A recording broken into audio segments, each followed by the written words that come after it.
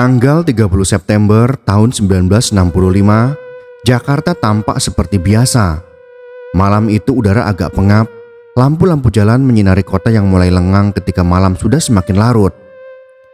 Tak ada yang mengira bahwa malam itu akan menjadi salah satu titik paling kelam dalam sejarah bangsa.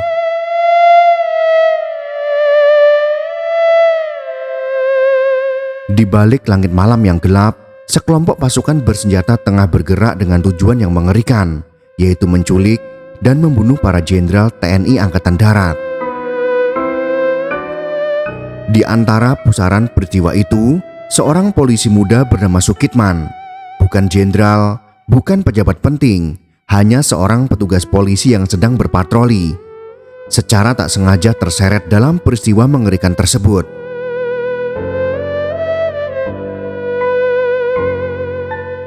Tanpa terseretnya Sukitman, tidak mungkin bangsa Indonesia bisa membongkar dengan mudah lokasi pembantaian yang terletak di lubang buaya tersebut. Takdir menempatkannya sebagai saksi hidup atas tragedi besar yang kemudian dikenal dengan nama Gerakan 30 September 1965, baik dengan embel-embel PKI ataupun tanpa embel-embel PKI. Yang jelas, peristiwa tersebut telah mengubah secara drastis sejarah Indonesia kemudian. Sukitman lahir di desa Cimanggu, Pelabuhan Ratu, Jawa Barat. Ia tumbuh dalam keluarga sederhana, jauh dari hiruk-pikuk politik yang kala itu membelah bangsa. Kehidupan di desa yang tenang membuatnya terbiasa dengan kerja keras, ketekunan, dan rasa syukur, meski serba kekurangan. Namun seperti banyak pemuda pada awal tahun 1960-an, ia merasa perlu merantau demi mencari kehidupan yang lebih baik.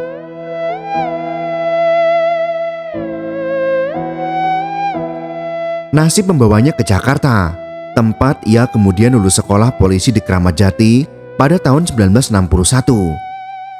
Ia bukanlah perwira tinggi, melainkan polisi biasa yang bertugas menjaga keamanan ibu kota.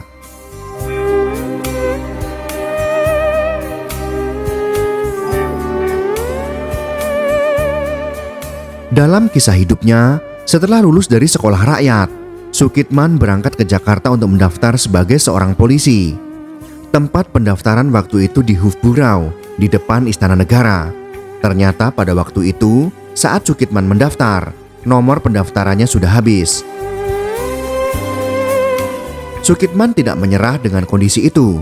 Dia merasa sudah jauh-jauh datang dari kampung, tentunya akan menjadi sebuah kegagalan kalau sampai dia tidak bisa mendaftar. Dengan pengakuannya tersebut, petugas merasa alasan tersebut bisa diterima dan petugas mengizinkannya untuk melakukan pendaftaran. Ia pun akhirnya dapat mengikuti tes dan diterima masuk Sekolah Polisi Negara atau SPN di Kramat Jati. Seandainya pada saat itu petugas tetap menolak Sukitman, maka Sukitman tidaklah akan menjadi polisi. Mungkin juga sejarah Indonesia melalui peristiwa Lubang Buaya akan menjadi berbeda arah sejarahnya.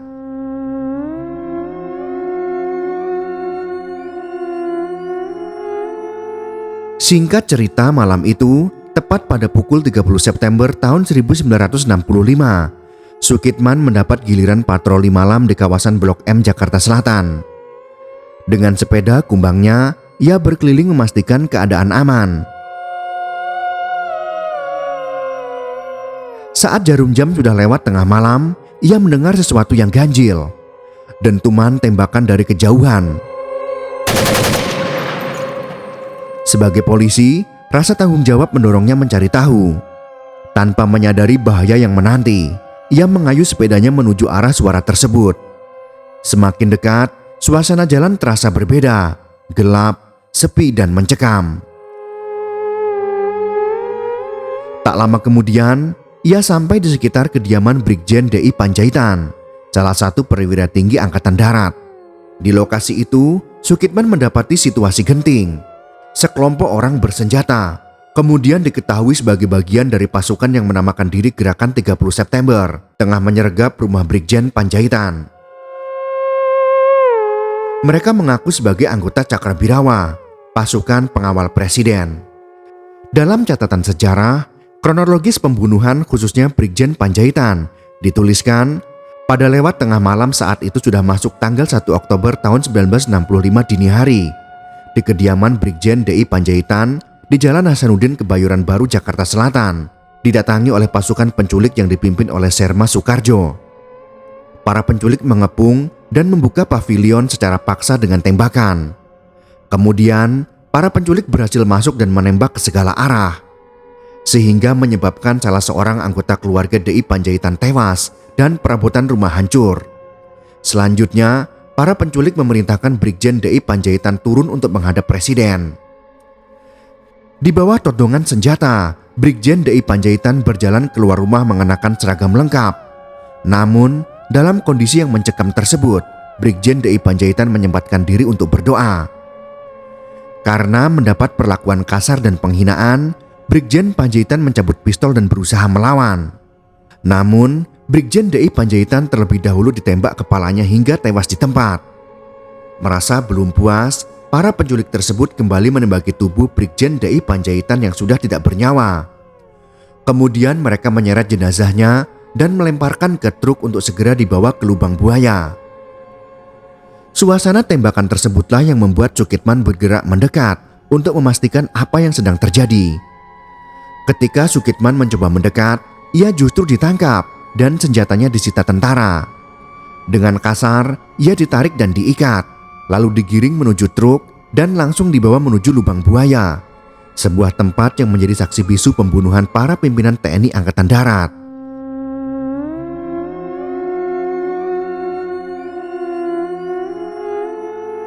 Dengan tangan terikat dan mata tertutup kain, Sukitman bersama jenazah Brigjen DI Panjaitan diangkut ke sebuah lokasi yang kelak menjadi simbol kekejaman, yaitu lubang buaya. Perjalanan malam itu penuh ketegangan, suara mesin truk dan teriakan perintah bersenjata dengan keras dan kasar. Dengan kondisi mata tertutup dan tangan yang terikat, Sukitman dibawa ke lubang buaya. Truk yang membawa Sukitman akhirnya berhenti. Dia dipaksa turun oleh si tentara. Penutup matanya langsung dibuka di sebuah ruangan terang di parkiran.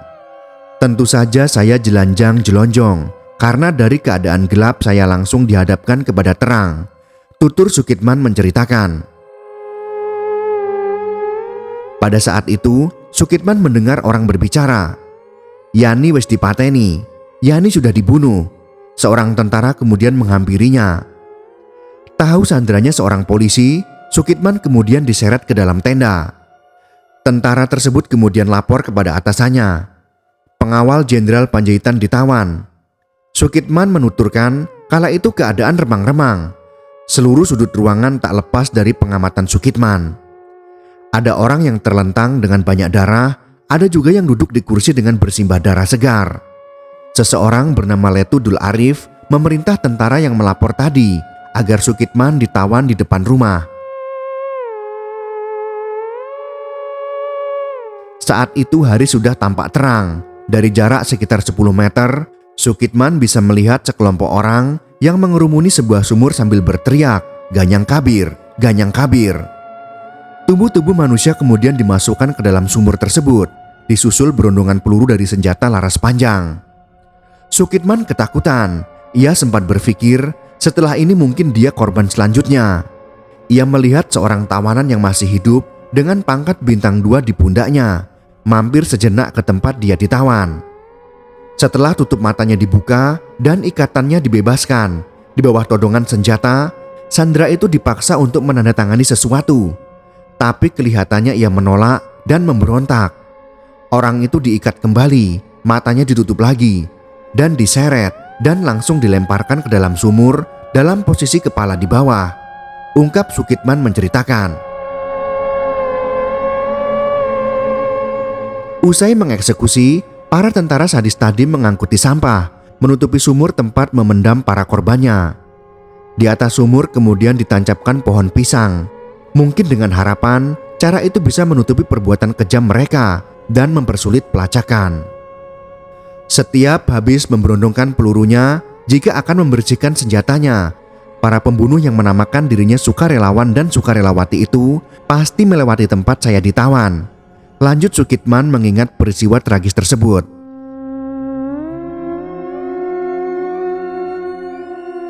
Sukitman bisa melihat jelas siapa saja yang terlibat di peristiwa yang memakan korban nyawa 7 pahlawan revolusi itu. Ia juga sempat melihat Letkol Untung yang memimpin kejadian kelam dalam sejarah militer di Indonesia tersebut. Kemudian ada satu momen saat salah satu anggota Cakrabirawa menghampiri Sukitman yang masih ketakutan. "Kamu tidak usah takut, kita sama-sama prajurit. Beli kaos singlet pun kita tidak bisa." Sementara para jenderal yang menamakan dirinya Dewan Jenderal, jam dinding di rumahnya saja terbuat dari emas dan mereka akan membunuh presiden pada tanggal 5 Oktober. "Kamu kan tahu Cakrabirawa tugasnya adalah sebagai pengawal dan penjaga presiden," kata Sukitman mengulangi apa yang diucapkan si anggota Cakrabirawa tersebut. Sekitar 1-2 jam kemudian, terdengar siaran radio yang mengumumkan siapa yang mendukung G30S akan dinaikkan pangkatnya. 1 tingkat untuk prajurit, sementara yang aktif akan memperoleh kenaikan 2 tingkat. Mereka yang merasa terlibat kemudian bersalam-salaman karena merasa gerakan mereka sukses. Saat suasana lebih tenang, Sukitman kemudian dipanggil oleh Letut Dul Arif yang menanyakan di mana senjata milik Sukitman. Sukitman kemudian menceritakan apa yang terjadi ketika ia berada di daerah Kebayoran. Akhirnya senjata tersebut bisa ditemukan tapi dalam kondisi sudah patah. Merasa Sukitman bukan musuh tapi teman senasib, pada Jumat sore itu Sukitman diajak menuju Halim bersama iring-iringan pasukan. Sesampainya di Gedung Penas, pasukan diturunkan di lapangan, sementara Sukitman masih bersama Dul Arif. Pada malam harinya, orang yang mengawasi tawanan malah mengajak Sukitman untuk mengambil nasi. Sukitman lantas menanyakan kemana dirinya akan dibawa. "Ke lubang buaya tempat para jenderal dibunuh," jawab Kopral Ishak. Pada waktu itulah Sukitman baru tahu bahwa yang dikatakan Ganyang Kabir itu adalah para jenderal TNI Angkatan Darat yang sudah dibunuh. Selesai mengambil nasi, mereka segera kembali ke Gedung Penas untuk membagikannya kepada para pasukan. Ketika kembali menuju Gedung Penas itu, saya sempat turun untuk membeli rokok. "Saya pikir mendingan saya terus pulang saja," kata Sukitman menceritakan. Namun ternyata niatan tersebut dilarang oleh Kopral Ishak yang menjadi sopir dengan alasan dirinya juga pulang ke Tanah Abang. Ternyata Ishak adalah sopir Letkol Untung.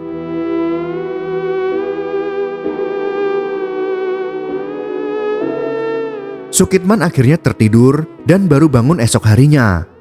Ketika itu pasukan semakin banyak dan sudah berganti pakaian. Tapi kesempatan untuk melarikan diri sama sekali tidak mungkin karena pasukan sudah sangat ramai. Karena merasa pusing, Sukitman kemudian masuk ke kolong truk untuk berbaring. Ia menggunakan helm sebagai ganjal kepala. Senjatanya yang patah itu ia simpan di dekatnya. Kepalanya ia ikat dengan menggunakan skraf yang sebelumnya digunakan oleh para pemberontak. Ia kemudian benar-benar tertidur pulas. "Meskipun saya mendengar bunyi tembakan gencar, entah mengapa mata saya tidak mau diajak kompromi untuk melek," ucap Sukitman menceritakan. Sore harinya saat ia terbangun, ia mendapati dirinya hanya sendirian.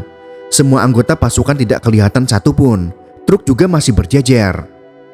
Keadaan yang lengang dirasa sebagai keuntungan untuk Sukitman untuk bisa pergi melarikan diri. Tiba-tiba datang pasukan tentara yang kemudian diketahui pencari jejak anggota yang terlibat G30 SPKI. Pasukan itu mengenakan tanda pita putih. "Prinsip saya kalau pakai pita putih itu PMI, jadi tidak mungkin menangkap tawanan dan dibunuh," tutur Sukitman lagi. Karena tidak ada siapa-siapa lagi, Sukitman pun diperiksa. Tanpa banyak tanya, Sukitman segera diberi pita putih dan langsung dibawa ke markas Cakrabirawa yang terletak di belakang Istana Negara yang sekarang menjadi Gedung Binagraha. Sukitman menceritakan tentang apa yang dialaminya. Setelah selesai, hal itu disebarkan ke berbagai pihak yang dianggap perlu mengetahuinya. Pada hari Minggu pagi, Sukitman dijemput dan dihadapkan kepada Pangdam 5 Jaya yang waktu itu dijabat oleh Maijen Umar Wirahadikusuma. Sukitman kemudian dibawa oleh Mayor Mubardi, Ajudan Jenderal Ahmad Yani, ke Jalan Lembang, Jalan Suharyo, dan ke Cijantung. Di sana Sukitman menghadap Kolonel Sarwo Edi Wibowo. Sukitman diminta menunjukkan lokasi pembantaian. Dia kemudian dikawal pasukan RPKAD yang sekarang menjadi Kopassus. Dari Pasar Hek mereka harus jalan kaki dan langsung menyebar menyisir lokasi. Sampai lokasi, pasukan pemberontak masih banyak yang berkeliaran. Mereka diberi ultimatum, jika tidak menyerah akan segera ditembak. Akhirnya RPKAD dapat menguasai keadaan dan bisa menemukan sumur yang digunakan untuk menyembunyikan jenazah para pahlawan revolusi itu. Sejak hari Minggu pada pukul 22, Sukitman sudah berada di bawah pengawasan Sarwo Edi secara langsung. Dirinya dilarang untuk berbicara apapun kepada orang lain. Karena kelelahan saya tertidur dan tidak tahu dibawa kemana. Tahu-tahu saya sudah sampai di Jalan Merdeka Timur, melapor dan menghadap Panglima Kostrad Maijen Soeharto. Kemudian saya dibawa kembali ke Cijantung, kenang Sukitman. Pada hari Senin, jenazah para pahlawan revolusi berhasil diangkat dari sumur dan segera dibawa ke Rumah Sakit Pusat Angkatan Darat. Dalam kesaksiannya tersebut, Sukitman menggambarkan suasana yang sulit dilupakan. Ia mendengar teriakan para jenderal yang disiksa dan suara tubuh yang dipukuli. Di dekatnya, ia bisa mencium bau darah yang semakin menyengat. Malam itu satu persatu perwira tinggi Angkatan Darat dieksekusi dan jasad mereka dilemparkan ke sebuah sumur tua yang kemudian dikenal sebagai lubang buaya itu. Tentunya Sukitman tahu betul detik demi detik pembunuhan tersebut. Bahkan dalam pikirannya terlintas bahwa dia juga akan segera dieksekusi mati seperti orang-orang yang sedang disiksa dan kemudian dibunuh tersebut. Dia ketakutan setengah mati, tubuhnya bergetar, keringat dingin mengucur, membayangkan kengerian itu. Itulah ingatan mengerikan yang terjadi dalam kehidupannya, yang pastinya menyisakan trauma yang mendalam. Sukitman menjadi saksi kunci dalam pengungkapan peristiwa gerakan 30 September. Ia memberikan keterangan tentang bagaimana para jenderal dibawa, disiksa, dan dibunuh di lubang buaya.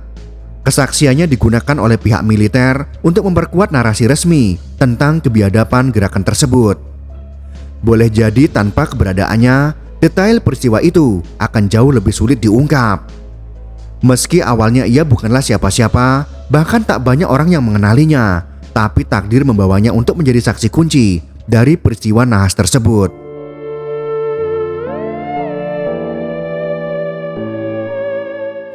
Setelah peristiwa itu, Sukitman tetap melanjutkan karirnya di kepolisian. Pada tahun 1980, ia berpangkat sersan mayor dan bertugas di Brigade Motor atau Denpatwal. Hidupnya kembali ke jalur sederhana, jauh dari gemerlap politik. Ia tidak pernah menjadi tokoh besar, tapi nama dan kesaksiannya melekat dalam catatan sejarah bangsa. Seiring waktu, muncul perdebatan tentang detail kesaksian Sukitman. Sebagian sejarawan menganggap kisahnya terlalu sesuai dengan narasi Orde Baru, sementara yang lain menilai kesaksiannya adalah bukti otentik yang tidak bisa diabaikan. Apapun perbedaan itu, satu hal yang pasti, Sukitman benar-benar ada di sana, di lubang buaya, menyaksikan malam berdarah itu. Dan kesaksiannya menjadi bagian penting dari cara bangsa ini memahami tragedi 1965. Tidak lama kemudian sudah terang melihat kerumunan-kerumunan yang menamakan dirinya sukarelawan dan sukarelawati. Tetapi orang itu adalah pemuda rakyat dan gerwani dengan kelengkapan senjatanya saja sudah melebihi dari ABRI. Akhirnya Ajun Komisaris Besar Polisi Purnawirawan Haji Sukitman tutup usia pada tanggal 13 Agustus tahun 2007 pada usia 64 tahun dan dimakamkan di Taman Makam Pahlawan Kalibata. Sukitman hanyalah seorang anak desa yang merantau ke kota. Ia tidak pernah bermimpi menjadi saksi sejarah, apalagi dalam tragedi besar gerakan 30 September. Tetapi takdir membawanya ke jalan itu. Di antara jeritan, tembakan, dan kengerian lubang buaya, ia bertahan hidup. Dan lewat kesaksiannya, bangsa ini tahu sebagian dari apa yang terjadi malam itu. Namanya mungkin tak sebesar para jenderal yang gugur, tapi tanpa dirinya, potongan sejarah kelam itu bisa jadi tak pernah terungkap. Jika kalian suka dengan video ini, silakan berikan jempol ke atas. Dan jika kalian menganggap video ini bermanfaat, maka bagikanlah untuk teman-teman Anda yang lain. Terima kasih sudah menonton.